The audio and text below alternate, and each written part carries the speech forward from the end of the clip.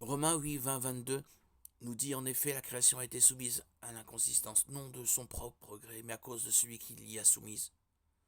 Toutefois, elle a l'espérance d'être, elle aussi, libérée de l'esclavage de la corruption, pour prendre part à la glorieuse liberté des enfants de Dieu.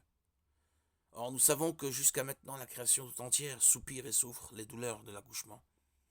Dieu, qui a soumis la création à l'inconsistance après la chute de l'homme, a un plan pour la libérer de l'esclavage du péché, de même qu'il nous en a libérés par Christ. En attendant ce jour, Dieu utilise la maladie et autres maux pour accomplir ses desseins souverains, se glorifier et exalter son saint nom. Parfois, il guérit des malades miraculeusement. Jésus a parcouru Israël en guérissant toutes sortes de maladies et d'infirmités. Matthieu 4, 23. Et en ressuscitant même Lazare qui était mort d'une maladie. Dans d'autres circonstances, Dieu s'est servi de la maladie comme d'un moyen de discipline ou de jugement contre le péché.